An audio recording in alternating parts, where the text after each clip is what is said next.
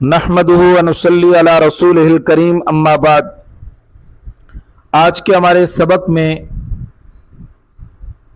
जो चल रहा था मुसाफिर की नमाज के मुताल्लिक, ये बयान किया जाएगा कि वतन की कितनी किस्में हैं। तो सबसे पहली बात कि वतन की दो किस्में हैं। एक होता है वतन असली, दूसरा होता है वतन इकामत। वतन असली वो है कि जहां इंसान पैदा हुआ या जिस जगह मुस्तकिल घर बना लिया हो और बीवी बच्चों समेत वहां रहता हो, या बीवी बच्चे नहीं मगर वहां मुस्तकिल रहने का इरादा कर लिया हो, तो यह वतन असली होता है।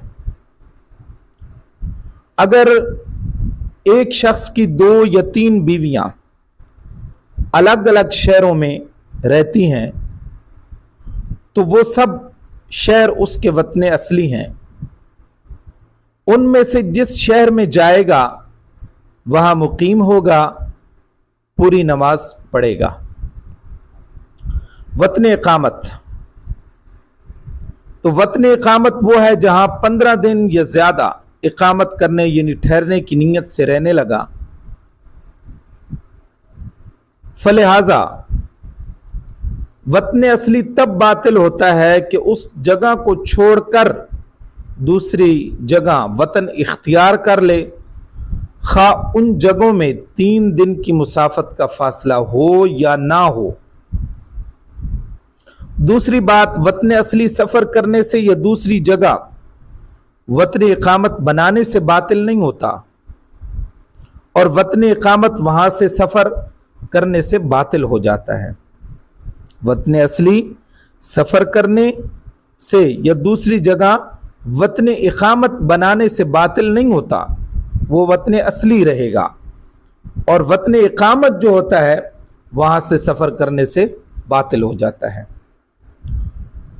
आगे मसला है कि एक शख्स बालिग है और अपनी पैदाइश की जगह में रहता है और उसके माँ बाप दूसरी जगह किसी और मकाम पर रहते हैं और उसके बीवी बच्चे नहीं, तो वो जगह उसका वतन नहीं जब तक वहाँ हमेशा रहने का इरादा ना करे। आगे मसला है, एक शख्स कराची का बाशिंदा माँ बीवी बच्चों के कराची को छोड़कर मुस्तकिल तौर पर लाहौर में रहने लगा। तो अब कराची उसका वतन असली नहीं रहा। अब कराची किसी काम जाएगा तो मुसाफिर होगा जब तक 15 दिन ठहरने की नीयत न कर ले।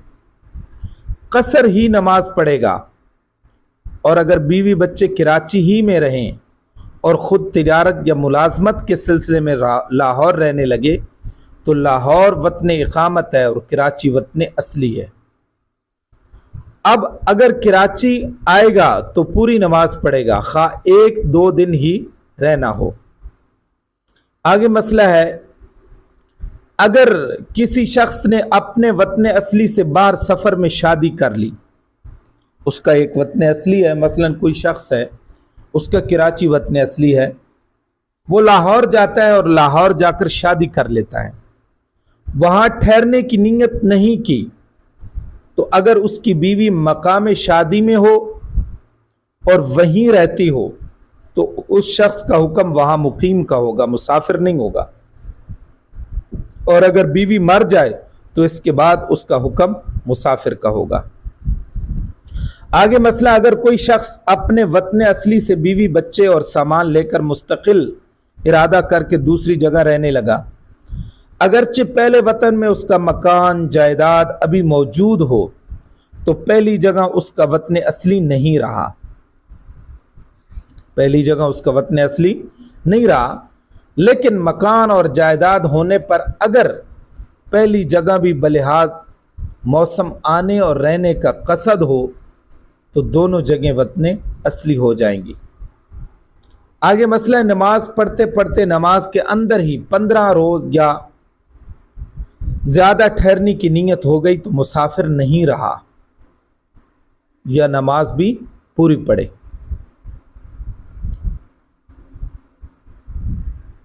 अगर आगे मसला है, अगर किसी ने 15 दिन ठहरने की नीयत नहीं की मगर ये नीयत की कि फ़लाँ काफ़िले के साथ या फ़लाँ जहाज़ में जाऊंगा और काफ़िले या जहाज़ का जाना बाद 15 दिन के मालूम है, तो ये शख्स मुकीम की तरह नमाज पढ़ेगा।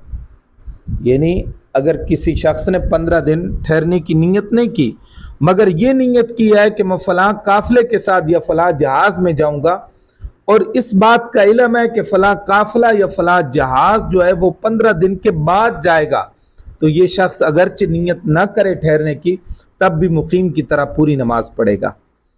आगे मसला है, 2-4 दिन के लिए रास्ते में कहीं ठहरना पड़ा लेकिन कुछ बातें ऐसी हो जाती हैं कि जाना नहीं होता। रास्ते में सफ़र कर रहा था, रास्ते के अंदर ठहर गया और कुछ ऐसा मामलात पेश आ गए कि जाना नहीं होता।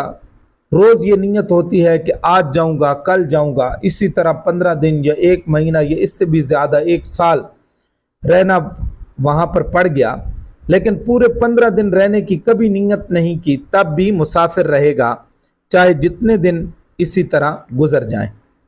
आगे मसला है, अगर कोई शख्स मुल्ज़िम की गिरफ्तारी को निकले, एक पुलिस के अंदर आदमी है, ऑफिसर है, वो मुल्ज़िम की गिरफ्तारी के लिए निकलता है या और किसी काम के लिए कोई शख्स निकले मगर ये मालूम नहीं कि मुल्ज़िम कहाँ गिरफ्तार होगा या काम किस जगह बनेगा, तो ये शख्स गुमाने गालिब पर अमल करे।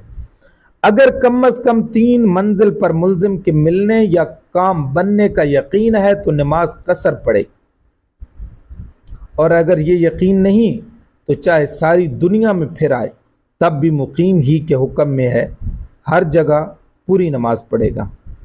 आगे मसला है कि कोई शख्स 2 मकाम में ठहरने की नीयत करे और उन 2 मकामों में इस कदर फासला है कि एक मकाम की बग़ैर लाउड स्पीकर के अज़ान की आवाज़ दूसरे मकाम तक नहीं जा सकती। वो मसलन 10 रोज़ एक जगह रहने का इरादा करे और 5 रोज़ दूसरी जगह, तो इस सूरत में वो मुसाफिर होगा। और अगर रात को एक मकाम में रहने की नीयत करे और दिन को दूसरे मकाम में, तो जिस जगह रात को ठहरने की नीयत की है वो उसका वतन इकामत हो जाएगा, वहाँ उसको कसर की इजाज़त ना होगी।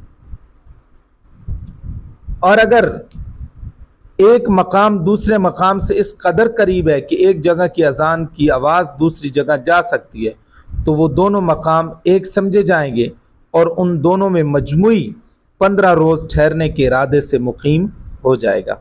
अल्लाह ताला अमल की तौफीक अता फरमाए।